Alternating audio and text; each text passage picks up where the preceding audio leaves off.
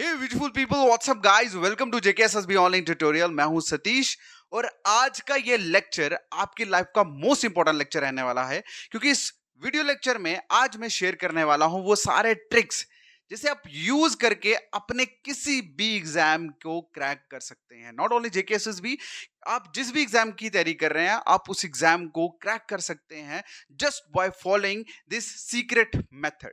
तो चलिए स्टार्ट करते हैं। इस वीडियो को अगर आपने देखना शुरू करा है, मैं आपसे रिक्वेस्ट करूंगा कि इसे एंड तक जरूर देखना, क्योंकि इसको अगर आप एंड तक नहीं देखोगे आप बहुत सारी चीजें मिस कर सकते हैं। ठीक है, तो चलिए स्टार्ट करते हैं। आप सभी लोग जानते हैं कि आज से 6-7 साल पहले, मतलब 5-6 साल पहले की अगर हम बात करें, तो जितने भी कैंडिडेट्स होते थे, पर्टिकुलरली मैं जेकेएसएसबी की ही बात करूंगा क्योंकि हम लोग जेकेएसएसबी वालों को ही प्रिपेयर कर रहे हैं।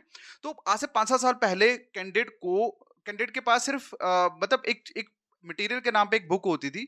बस वो बुक ही पढ़ते थे और एग्जाम क्वालिफाई करते थे। मानते हो इस चीज को या नहीं मानते? लेकिन 5-7 साल के बाद, मतलब आज की पर्टिकुलर अगर हम बात करें, तो बच्चा यूपीएससी लेवल का कंटेंट पढ़ रहा है, but still he is not able to crack JKSSB exam. You know why? What's the reason why candidates are not able to crack even JKSSB exam just following the study material of UPSC? The only reason is lack of direction. Only reason of lack of direction. अच्छा, एक चीज मैं आपको बताऊं। अच्छा, आप maximum जो भी फ्रेशर्स होंगे, जो भी कैंडिडेट्स होंगे जिन्होंने नया नया पेपर देना शुरू करा, 1-2 अटेम्प्ट दिए हैं, उन लोगों के माइंड में ये भी होगा कि हाँ, एक ये भी रीजन हो सकता है कि मतलब लेवल बढ़ गया है। बट लेवल तो इंक्रीज होगा ना टाइम के साथ। That is not a reason कि आपकी सिलेक्शन नहीं हो रही। लेवल टाइम के साथ बढ़ेगा, कंपटीशन टाइम के साथ बढ़ेगा।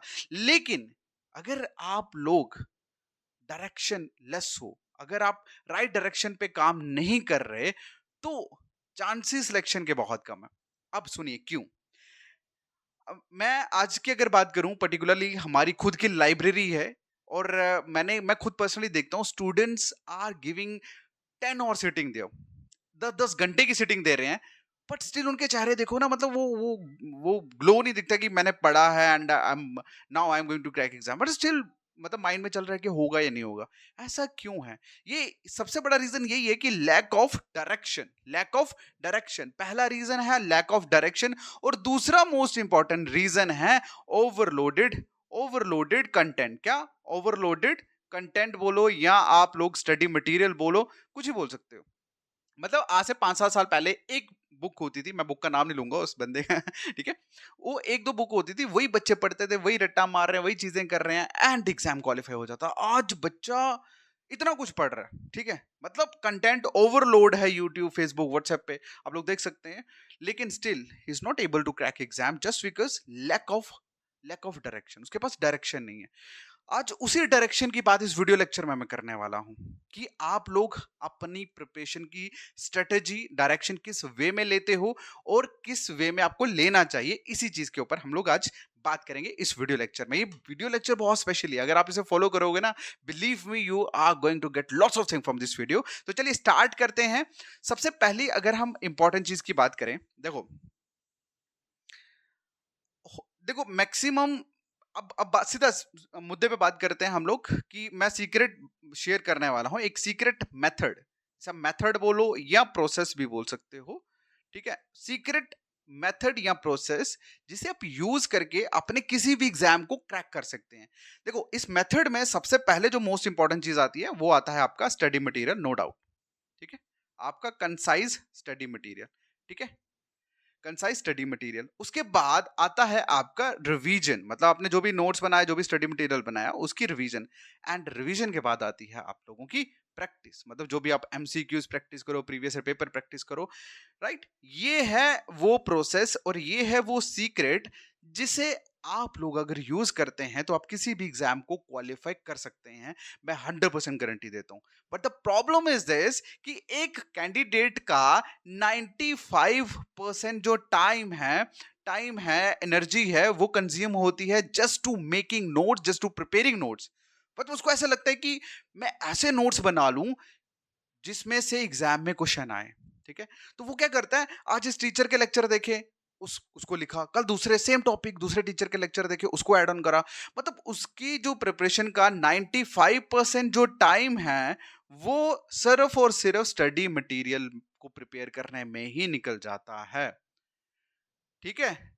और फिर जब वो एग्जाम में जाता है तो उसके वही 50-60 नंबर आते हैं। क्यों?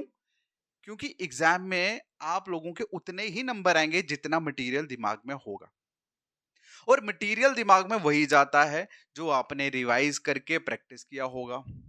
क्लियर है? ठीक है। मतलब आपको एक चीज बता दूं कि आपने ऐसे नोट्स बनाए जिसमें सारा कंटेंट आपने डाल दिया, उसी में से पेपर आया, बट अगर आपने उस कंटेंट को रिवीजन ही नहीं करा, प्रैक्टिस ही नहीं करा, तो आपको लगता है कि ये सारा मटेरियल आपके दिमाग में होगा। भाई you are a human being, not a machine, okay. So मतलब हम लोगों के पास दो तरह की मेमोरीज होती है। ह्यूमन मेमोरीज की अगर मैं बात करूं, we have a short term memory, long term memory. अगर आप कोई चीज मतलब आप देख रहे हो, पढ़ रहे हो, that is in your short term memory man, वो that is not go in the long term memory, वो ज्यादा लंबे टाइम तक याद नहीं रहेगी। ओके तो इसीलिए क्या होता है कि जब भी हम कभी नोटबुक खोलते हैं ना, हमें लगता है सारा आता है, एंड हमें लगता है सारा आता है, और जैसे नोटबुक बंद, चीजें खत्म। एग्जाम को अगर आपको पास करना है भाई साहब, तो आपको स्टडी मटेरियल, आपको सबसे पहले अपने सिलेबस में दिए हुए टॉपिक्स को नोट्स बनाने में, ये नहीं कह रहा अच्छे नोट्स बनाने, सिर्फ नोट्स बनाओ। जो भी इस पे टॉपिक देखो, आप लोग नोट्स बनाओगे ऑब्वियसली वो रिलेवेंट ही होंगे। आप बच्चे तो हो नहीं, आप ग्रेजुएट हो सारे, आपको पता है कि हमें क्या क्या चीजें पढ़नी है। लेकिन एक्स्ट्रा टाइम इस पे नहीं करना, एक्स्ट्रा टाइम खर्च नहीं करना। मतलब ये नहीं है कि मैंने इस टीचर का पढ़ा तो फिर उसके बाद वही सेम टॉपिक में उस टीचर का पढ़ूंगा, उस टीचर का पढ़ा। इतनी खिचड़ी मत बनाओ, इतनी पीएचडी करने की जरूरत नहीं है। आपने जहां से भी जो भी चीज उठाई पढ़ी, फिर उस चीज को रिवीजन करो, ठीक है। उस जो भी आपने जैसे भी नोट्स बनाए उसको रिवाइज करो। अब रिवाइज कैसे करना है, लोग कैसे रिवाइज करते हैं, मैक्सिमम लिखा होता है उसके ऊपर वो एक दो मार्कर लेते हैं, हाइलाइटर, बस उनको हाईलाइट करते जाते हैं। यही सबसे बड़ी प्रॉब्लम है। हाईलाइट करके जब देखते हैं कि ये पढ़ लिया हुआ है, दिमाग में कुछ नहीं होता। जब भी कभी पढ़ो, जब भी आपने कभी एक नोट्स बनाए, नोट्स बनाने के बाद जब आपको रिवीजन करनी है, भाई उसको कॉपी बंद करो और उसको लिखो, उसको लिखो। जब तक आप राइटिंग प्रैक्टिस नहीं करोगे, आपके लॉन्ग टर्म मेमोरी में चीज नहीं जाने वाली। याद रखो इस चीज को, मैं अगेन कह रहा हूं, if you are not writing the content, you are not getting all the things in your mind, okay. तो जैसे आपने रिवीजन करा, उसको लिखा, चीजें फिट हो जाएंगी आपके दिमाग में, चीजें फिट हो जाएंगी। एंड जैसे ही आपने लिखना, उसके बाद जब आप एमसीक्यू सॉल्व करोगे ना, बिलीव मी, आपके अंदर एक कॉन्फिडेंस होगा। अगर कोई एमसीक्यूज आता है तो भी बढ़िया, अगर नहीं आता तो आप एलिमिनेशन मेथड यूज करोगे। This is the way, this is the secret way to crack exam. But problem, लोगों को ये सिंपल चीज समझ नहीं आती। अगर कोई इंसान बोलेगा ना कि फलाना स्टडी मटेरियल बहुत अच्छा है, वहां से पढ़ लो, भाई स्टडी मटेरियल जितना मर्जी अच्छा हो, अगर वो स्टडी मटेरियल से वो same all study material that is not in your mind, you are not able to crack exam. Understand this man, understand this, okay. And exam के पीछे भागना बंद कर दो, एग्जाम डेट के पीछे भागना बंद कर दो। If you are not preparing, if you still think you are not able to crack exam, just focus on your syllabus, just focus on your revision, just focus on your practice. Don't go to find out that when exam will conducted. Exam date जान के आपकी selection नहीं होने वाली, okay. सो ये वो ये वो मतलब मेथड है जिसे आप यूज कर सकते हैं किसी भी एग्जाम को क्रैक करने के लिए। This is a basic fundamental man, this is a basic fundamental, but the problem is most of the people forget the basic fundamental. Then how you can crack this exam without using this process? Alright, understand.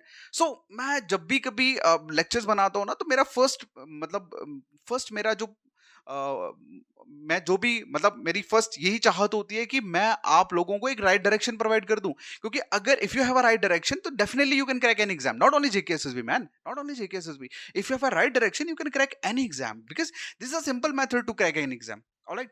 तो ये सारे के सारे method अगर आप use करते हैं, देखो आप फ्रेशर हो, एक्सपीरियंस हो, डजंट मैटर, ओके। तो आप इस चीज को फॉलो करो। अगर आपको किसी भी तरह की कोई भी दिक्कत आती है, कोई भी प्रॉब्लम आती है एग्जाम के रिलेटेड, तो आप मुझे व्हाट्सएप मैसेज कर सकते हैं 7006332724।